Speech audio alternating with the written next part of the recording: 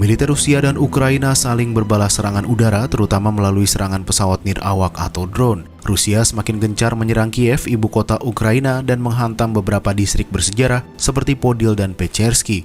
Sementara itu, serangan balasan dilancarkan Kiev ke Moskwa pada Selasa 30 Mei.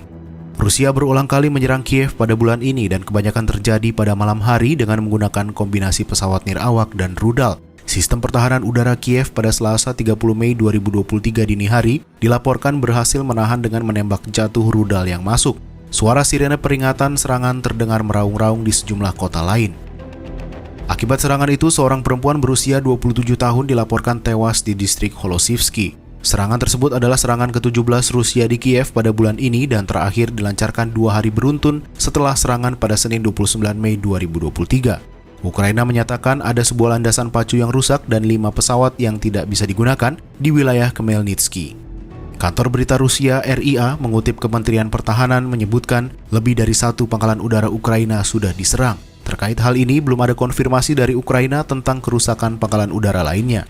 Pejabat Ukraina mengatakan sebagian besar drone dan rudal yang ditembakkan Rusia pada Minggu dan Senin berhasil ditembak jatuh. Presiden Ukraina Volodymyr Zelensky memuji pertahanan anti-rudal Patriot yang dipasok oleh Amerika Serikat. Serangan udara Rusia terjadi ketika Ukraina sedang mempersiapkan serangan balasan yang didukung dengan persenjataan dari Barat. Kepala Administrasi Militer Kiev, Serhiy Popko, mengatakan, dengan serangan terus-menerus seperti ini, Rusia berusaha membuat rakyat secara psikologis tegang. Sementara itu, serangan balasan dilancarkan Kiev ke Moskwa pada Selasa 30 Mei.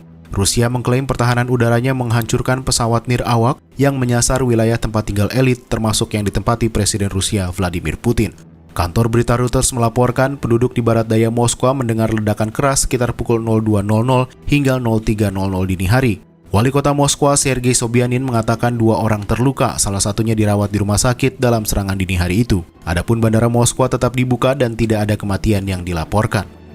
Terkait eskalasi perang yang terus terjadi, Rusia menyatakan terbuka untuk melanjutkan pembicaraan perdamaian yang mandek dengan Ukraina dan menyambut baik upaya mediasi dari Brasil dan Cina. Adapun Kepala Penasihat Diplomatik Ukraina Ihor Sovska mengatakan rencana perdamaian dengan penarikan seluruh pasukan Rusia dari Ukraina adalah satu-satunya cara untuk mengakhiri perang.